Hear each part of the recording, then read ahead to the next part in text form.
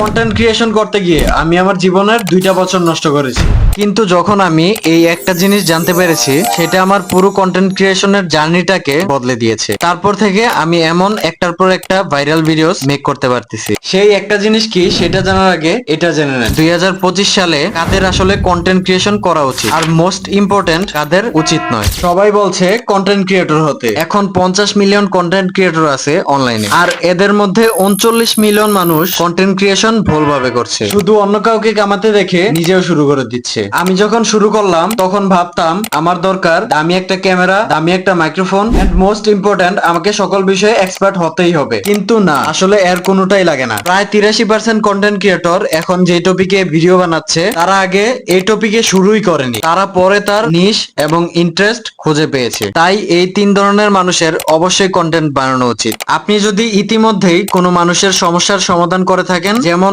অফিসের সবাইকে এক্সেল শিখান, গেমিং এর স্ট্র্যাটেজিস শেয়ার করেন, ট্রেডিং শিখান আপনার বন্ধুর বন্ধুকেও, এগুলো যদি আপনি ফ্রিতে করে থাকেন তাহলে আপনি সোনার খনিতে বসে আছেন। আর দ্বিতীয় যাদের কন্টেন্ট ক্রিয়েশন করা উচিত, আপনি যদি নতুন কিছু শিখছেন এমন হয়, একটা মজার বিষয় হচ্ছে আপনাকে এক্সপার্ট হওয়া লাগবে না অন্যকে শিখাতে অথবা আপনার নলেজ শেয়ার করতে, আপনাকে আপনার লার্নিং জার্নিটাকে শেয়ার করতে হবে। মানুষ এখন এক্সপার্টের থেকে লার্নারকে বেশি গুরুত্ব দেয়, কারণ নতুনরা আপনার সাথে কানেক্টেড হবে সব থেকে বেশি। On a skill from 1 to 10 আপনি যদি 5 অথবা 6 হয়ে থাকেন নলেজের দিক থেকে কোন স্কিলে, যারা 0 থেকে শুরু করছে তারা হবে আপনার অডিয়েন্স। আর লাস্টলি আপনি যদি আইডিয়া কানেক্ট করতে পারেন, এটার মানে হচ্ছে যদি আপনি জটিল জিনিস ইজিলি বুঝাইতে পারেন, আলাদা আলাদা কনসেপ্ট মিক্স করতে পারেন, ইন্টারেস্টিং পার্সপেক্টিভ শেয়ার করতে পারেন, তাহলে আপনার কাছে কন্টেন্ট ক্রিয়েশনের সুপার পাওয়ার আছে, বুঝে নেবেন। কিন্তু যদি আপনি এটা চিন্তা করেন যে আমি ক্রিয়েটিভ না, আমার বয়স বেশি হয়ে গেছে, আমার নিশ অনেক বেশি স্যাচুরেটেড, মনে আছে আমি বলেছিলাম আমার 2 বছর নষ্ট করেছি, এই জিনিসটাই আমার কন্টেন্টের জার্নির সবটা বদলে দিয়েছে। আমি এক্সপার্ট হওয়ার জন্য শুধুই শিখেই যাচ্ছিলাম, কিন্তু সত্যিটা হলো